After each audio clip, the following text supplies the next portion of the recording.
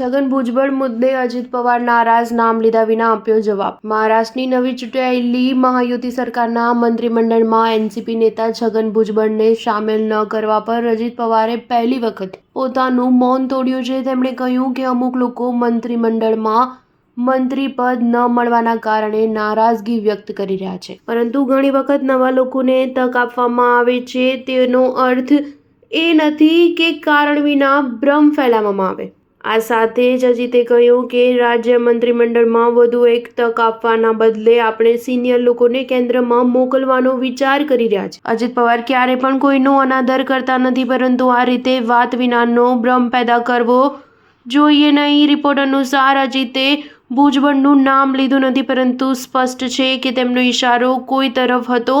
ઉલ્લેખનીય છે કે છગન ભુજબળે મંત્રીમંડળમાં સામેલ ન કરવા પર પરોક્ષ રીતે અજીત પવાર પર નિશાન સાધતા કહ્યું હતું કે ફડણવીસ અંતિમ ક્ષણ સુધી તેમને મંત્રીમંડળમાં સામેલ કરવાને લઈને તૈયાર હતા, પરંતુ તેમને તક આપવામાં આવી નહીં। આ સૌની વચ્ચે એનસીપીના વરિષ્ઠ નેતા છગન ભુજબળે સોમવારે મુખ્યમંત્રી દેવેન્દ્ર ફડણવીસ સાથે મુલાકાત કરી। ભુજબળે મુલાકાત બાદ સંવાદદાતાઓને કહ્યું કે તેમણે રાજ્યના રાજકીય તથા સામાજિક માહોલ પર મુખ્યમંત્રીની સાથે વિચારપૂર્વક ચર્ચા કરી। મુખ્યમંત્રીના મુંબઈ સ્થિત સાગર બંગલામાં તેમની લગભગ અડધા કલાકની મુલાકાત દરમિયાન પ્રદેશના પૂર્વ મંત્રી ભુજબળની સાથે તેમના ભત્રીજા સમીર ભુજબળ પણ હતા।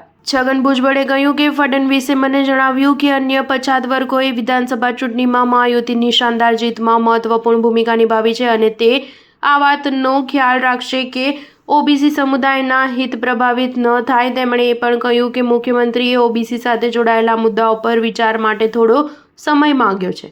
એનસીપી નેતાએ કહ્યું કે ફડણવીસે કહ્યું હતું કે 10-12 દિવસમાં કોઈ નિર્ણય લેશે। ઓબીસીના નેતા મરાઠા સમુદાયને અન્ય પછાત વર્ગ શ્રેણીમાં અનામત આપવાની કાર્યકર્તા મનોજ જરાંગેની માંગ વિરુદ્ધ છે। ભુજબળ પણ આ માંગના મુખ્ય વિરોધી છે। મહારાષ્ટ્રના ઘણા ભાગોથી આવેલા ઓબીસી સંગઠનોના અમુક પ્રતિનિધિત્વોએ રવિવારે ભુજબળની મુલાકાત લીધી હતી। સ્ટાર ન્યૂઝ 7 હંમેશા સચ્ચાઈની સાથે।